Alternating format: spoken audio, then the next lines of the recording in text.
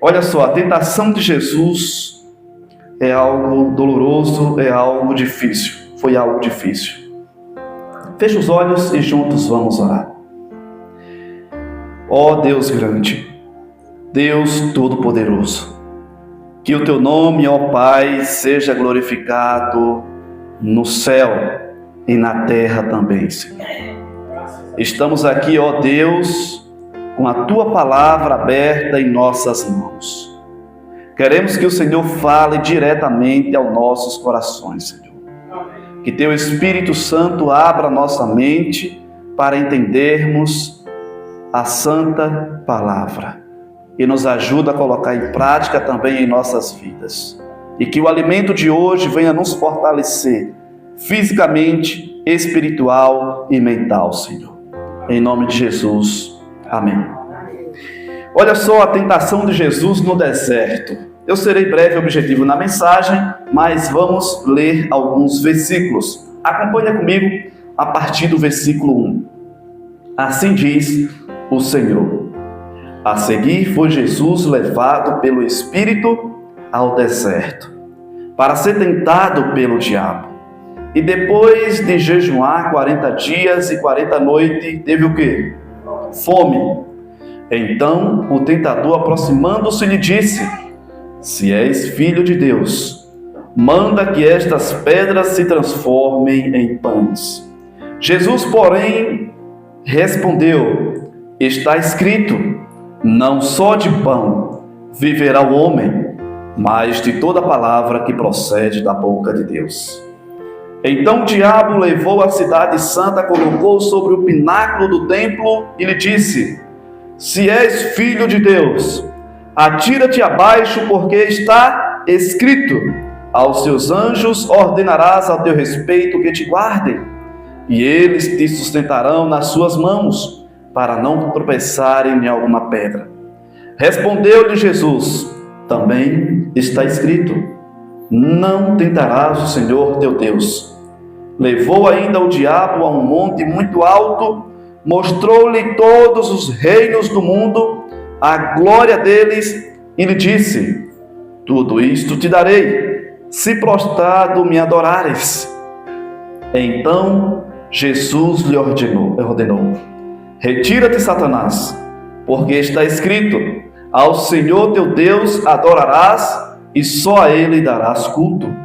Com isto o deixou o diabo, e eis que vieram anjos e o serviram. Irmãos, todos nós temos os nossos desertos. Todos nós temos dificuldades na vida. E todos nós passamos por situações a qual o diabo trabalha em cima dessas dificuldades. Veja que Jesus passou por um momento não muito fácil da sua vida. Isso aconteceu, essa tentação de Jesus aconteceu após ele sair das águas batismais. Após Jesus sair das águas, dentro do rio, ao sair, ele se coloca de joelho no chão, porque ele sabia que ia passar por uma situação difícil. E veja, por quantos dias Jesus jejuou? 40 dias e 40 noites. Te faz lembrar algum personagem da Bíblia, lá do Antigo Testamento, que também teve esse modelo? Moisés. Moisés, exatamente aonde? No deserto. Jejuou quantos dias? 40 dias e 40 noites. Por quanto tempo o povo peregrinou em meio ao deserto? 40 anos. E sabe qual era a distância? De onde o povo que foi liberto do Egito para a nova terra, a terra que Deus prometeu para aquele povo, a distância era de 250 quilômetros. E a história diz que eles rodeavam a nova terra, rodearam por quantos anos? 40 anos. Por que isso aconteceu, irmãos? Por causa da rebeldia deles. Mas veja que em meio a essa rebeldia, Deus sempre mostrava o seu cuidado. Deus sempre estava alimentando-os. Deus sempre cuidava do conforto de cada um deles. Veja que Moisés é comparado no Antigo Testamento como um modelo de Cristo. Moisés também foi um grande intercessor pelo povo. Moisés, parece que ele desafiou o Rei dos Reis e o Senhor dos Senhores. Deus estava determinado a executar todos que se rebelaram contra a palavra dele. E Moisés disse o quê? Se eles forem, também comece por mim. Olha o que Jesus fez também. Eu vou morrer por eles, Pai. Eles são meus. Tu me deste. Tu me deste e eu vou morrer por eles. Irmãos, você acha que Jesus passou essa tentação no deserto por que motivo? Por mim e por você. Não foi algo fácil para Jesus. Irmãos, Moisés, o homem a qual a Bíblia diz que é o homem mais paciente de toda a Bíblia, e não haverá em nenhum lugar homem paciente como Moisés. Irmãos, Moisés é um homem, o pai da paciência. Abraão é o pai da fé. Deus seja louvado. Um exemplo a qual devemos seguir. Recentemente eu ouvi um noticiário lá na África, eu acho que é a África, não me recordo muito bem o país, mas um pastor de uma determinada religião, ele quis fazer algo como Jesus fez e como Moisés fez, que foi jejuar 40 dias e 40 noites. Sabe o que aconteceu com ele? Ele foi parar no hospital, adoeceu e faleceu. Irmãos, precisamos ter um objetivo ao nós jejuarmos. Qual o objetivo? A Bíblia diz que tem castra que só sai com jejum e oração. Todos nós passamos por desertos difíceis da nossa vida. E sabe qual foi a estratégia de Satanás lá no deserto para pegar Cristo? Segundo a história diz que no momento, no lugar onde Jesus foi tentado, lá no deserto, é exatamente o local aonde Adão e Eva foi tentado. Alguns dizem que no deserto era exatamente aonde se encontrava o jardim do Éden. Olha que interessante.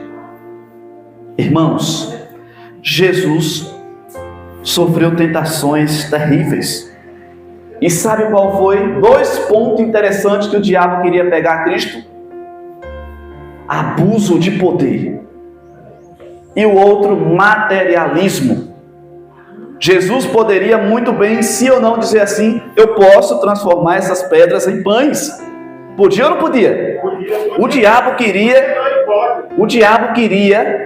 que Jesus exercesse o seu poder, desobedecesse a Deus e fizesse com que o diabo estava pedindo. O segundo é o que, irmãos? Materialismo.